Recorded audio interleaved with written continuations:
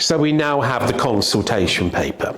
It was released by the Department of Health through its national government portal. Well, there are no new surprises for me in it, and I'm afraid if you as an audience find this surprising or challenging, then a bit of a wake-up call then, because nothing that's come out in this particular consultation should come as a surprise. At the heart of this is the government statement that it intends to enforce a new licence for practitioners and a second separate licence for premises, and that will come into play following consultation, and there will be more consultation next year as well. So this consultation exercise focuses on the procedures themselves. It actually accepts many of the comments that the JCCP have presented. In fact, we produced 3 papers in March this year setting out the procedures that we believe should be in scope of the new licence. We also said that those procedures should be divided into those procedures that present minor risk to members of the public, those that present a moderate risk of harm to members of the public, and those that certainly should be classified as risky and presenting proportionate harm. We also said that all of the procedures, whether they be minor, moderate, or more severe, should be part of the licence. In other words, you shouldn't be able to practice any of the procedures without a licence. So there will be, I think, subject to the consultation concluding, an agreement that there will be some red-rated procedures that only doctors or CQC regulated registered practitioners can undertake. What are they? They're the liposuctions, they're the breast and buttock augmentations, they're the cogs and the threads, and they are any procedure that relates to intimate body parts. So, big surprise? I don't think so.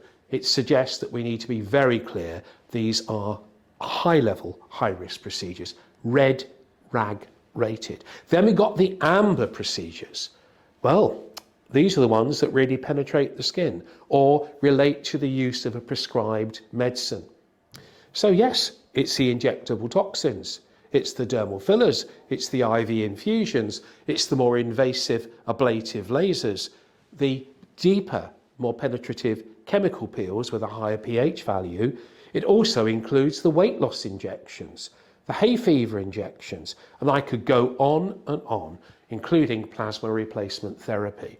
We believe they should be performed not just with a licence, but under the supervision of a healthcare professional. So there's a big shift which is going to cause a lot of interest to members of the public. But what do we mean by supervision? I can't answer that yet.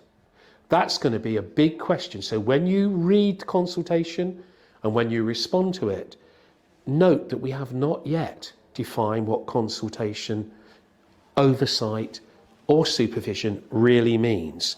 We will of course have to do that. I don't just mean me of course, it's all of us together. And that's where we really do have to make a significant impact on influencing the next phase.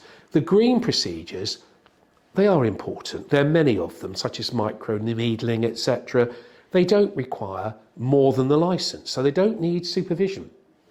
So you're going to see the majority of questions that come through this procedure and consultation will be related to defining concepts of whether they should be rag rated, red, amber, green, what procedures might have been missed in that licence, and there are some that I'm aware of that might be missed, such as teeth whitening, parts of trichology might be there as well, maybe certain aspects of invasive tattooing onto membranes such as the eyeballs or other parts of the body, but let's get real here, not all tattooing. So there's a lot of definition to go forward. Big questions on the role of the CQC in all of this as well, and what that means for the future in helping us to define regulated procedures. And then finally, of course, there is a recommendation that all procedures should be restricted to people over the age of 18. We've already got the botulinum toxins and the fillers restricted. That's another question for consultation. When we've concluded all of our comments from the JCCP and for others, we will be putting all of that in, of course, to a bigger, much bigger consultation which DHSC are leading. Once that consultation concludes, then work starts on defining the education and training standards and practice standards and defining the actual scheme for licensing.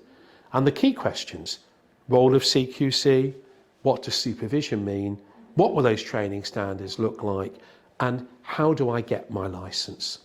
So all of that will follow once DHSC have concluded their consultation around the end of October.